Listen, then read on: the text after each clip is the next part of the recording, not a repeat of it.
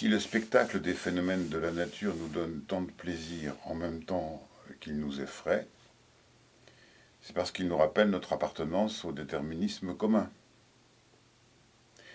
Regarder le cormoran glisser l'aile sous le vent, voir l'étrave du bateau s'enfoncer dans le creux de la vague, voir le vent fouetter la voile, sentir la coque résister à la pression de l'eau, réjouit. Voir la lave descendre des flancs du volcan et pénétrer dans la mer en se solidifiant à son contact dans un geyser de vapeur, réjouit. Voir le footballeur taper dans le ballon qui s'élève au-dessus du terrain et rebondit au loin sur la pelouse, réjouit.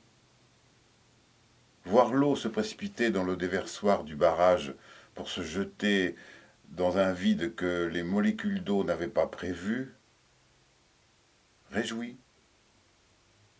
Entendre le bruit du claquement de la mâchoire du boxeur qui vient de prendre un uppercut de la part de son adversaire, réjouit.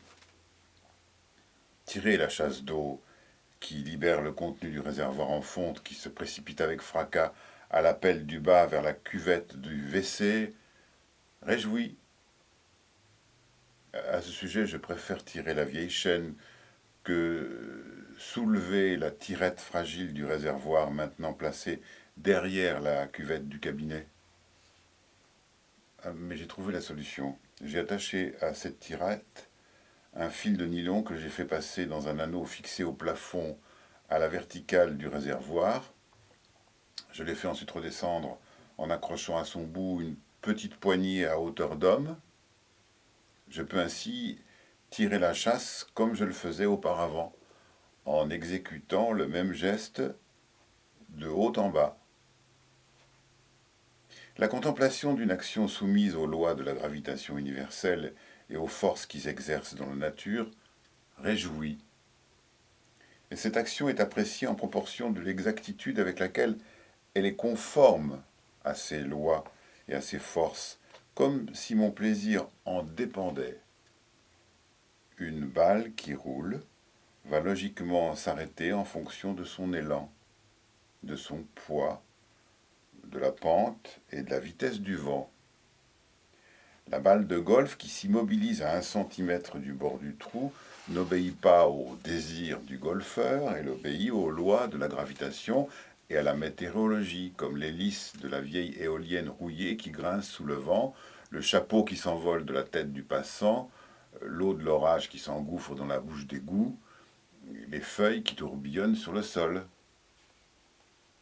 Tout ce qui advient sous l'effet d'une loi de la nature, tout en semblant être accident ou hasard, est un plaisir parce que s'y mélange de façon féconde, prévisible et imprévisible.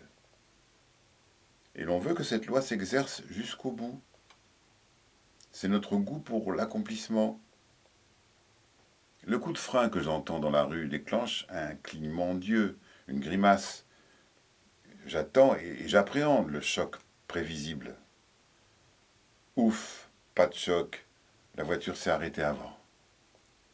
Et pourtant, le ouf de soulagement que j'ai poussé spontanément masque une déception. Ce qui devait s'accomplir ne s'est pas accompli jusqu'au bout. Le fatalisme n'est pas que l'acceptation de ce qui arrive, il est le goût pour l'enchaînement logique de ce qui arrive, en considérant les lois physiques comme inéluctables et impérieuses. Et les fatalistes, en dehors de cette capacité qu'ils ont d'accepter les choses qui leur arrivent, et par là même d'en être moins dépendants, jouissent aussi de constater que ces choses s'accomplissent en conformité avec la nature. Cette baguette que je plie va se rompre. J'attends le résultat. Je le provoque même en accentuant la torsion. Et l'éclatement du bois au moment où il atteint son exact point de rupture crée une onde de plaisir qui récompense mon attente parce qu'elle advient au moment légitime du rapport des forces qui s'exercent sur la baguette. Tout enrayement de la machine logique crée une contrariété, d'où ce goût terrible pour que les choses aillent à leur terme. Terrible parce que ça nous fait parfois accepter et même souhaiter l'inacceptable, comme l'issue fatale d'une maladie, ou la guerre au bout d'un conflit. Nul doute que beaucoup d'atrocités ont pu être commises et supportées malgré une opposition et une indignation sincères, en raison de notre fascination pour l'inéluctable. Cette aspiration à l'accomplissement est due en grande partie à notre disposition naturelle à anticiper. Nous sommes toujours en avance d'une ou deux images. Une tuile qui tombe du toit, je la vois au sol éclatant en morceaux bien avant qu'elle n'y arrive. Et lorsque l'impact imaginé se réalise quelques dixièmes de seconde plus tard, je suis satisfait parce que le résultat est conforme à mon anticipation. Il était devenu malgré moi un projet, mon projet, qui devint logiquement et inéluctablement s'accomplir. On aime avoir raison, au point que si l'on prédit un malheur et que ce malheur arrive, la satisfaction d'avoir raison devient plus forte que la peine qu'on en éprouve. Et quand la prédiction s'est accompagnée d'un « mais je ne souhaite pas que cela arrive », on ment, parce qu'on est toujours mieux disposé à accepter un malheur que l'on aurait soi-même annoncé. Et la résignation souvent observée face à l'enchaînement de catastrophes est peut-être due à cette stratégie inconsciente et machiavélique du cerveau humain qui aime les séries, les réactions en chaîne, et même les favorise, en ne les empêchant pas. La superstition n'est pas autre chose que de la lucidité sur ce plaisir que l'homme trouve à la réalisation de ce qu'il craint, parce que par-dessus tout il aime que les faits lui donnent raison. À force de craindre la fin de sa vie, à force d'être intrigué par son mystère, l'homme a inventé l'instinct de mort qui est la tentation permanente de se substituer au hasard en la provoquant volontairement pour ne plus souffrir de son anticipation.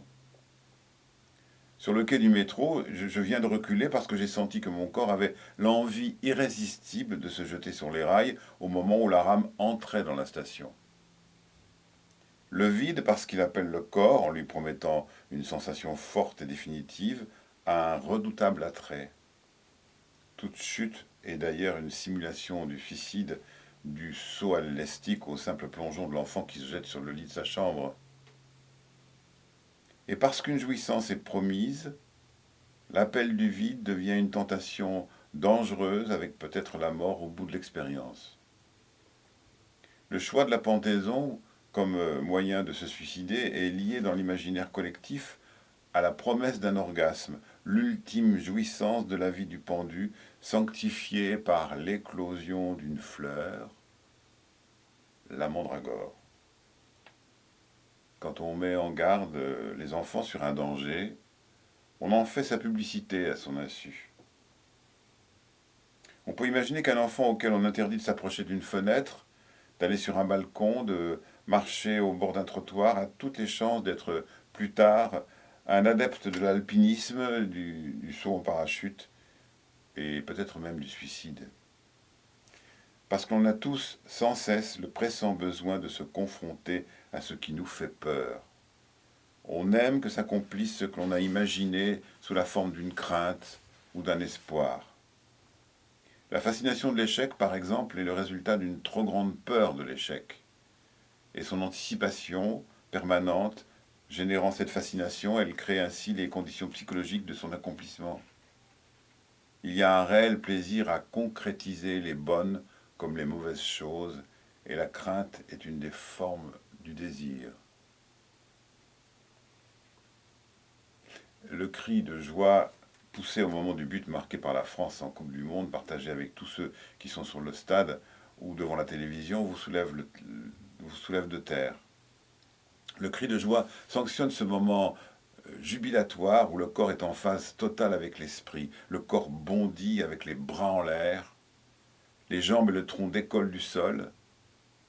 C'est un pléonasme que d'utiliser cette expression sauter de joie. La joie dans son expression paroxystique est toujours un saut. Le saut, c'est la joie. Le saut, c'est s'affranchir du sol, de sa contrainte de terrien. Il est le pied de nez à cette fameuse gravitation qui est notre humaine condition. Il faut bondir, et quand on bondit, la joie n'est pas loin, comme si elle y était associée. Comme le feu, elle embrase, partie du ventre, elle se propage à tous les membres, aux gens autour, aux objets, aux paysages. On tape sur les murs, on bouscule les chaises. Certains sont tentés d'arracher leur chemise, comme si, en plus de s'affranchir du sol, ils voulaient aussi se débarrasser de leurs vêtements. Sur les stades, à la fin d'un match, il y a souvent un supporter qui fait irruption sur le terrain et court tout nu pour exprimer sa joie. Avec l'énergie du cri de joie, nous clamons haut et fort que nous sommes intensément bien, comblés, remplis d'une satisfaction qui ne souffre aucune contradiction, aucun contre-feu, réductible qu'à elle-même. Comme le rire, le cri de joie exige le partage. Et se joindre à un groupe joyeux, c'est en accepter la totale contamination. On laisse tous ses soucis de côté et l'on pousse le cri avec les autres, bouleversé par cette capacité à être si brusquement et si complètement heureux. Et justement, quand la France a gagné la Coupe du Monde, j'ai été étonné de me sentir à ce point comblé par ce qui n'était qu'un jeu, sans qu'aucun de mes soucis personnels n'ait été effacé. C'est vrai que dans un jeu, on s'abandonne plus volontiers à la victoire qu'à la défaite. Quand on perd, on n'est pas envahi par une tristesse en proportion avec la joie qui vous envahit quand on gagne. On se raisonne, on se dit qu'après tout, ce n'est qu'un match. Pour être saisi par une douleur aussi intense que peut l'être la joie, il faut des circonstances et des enjeux autrement plus dramatiques.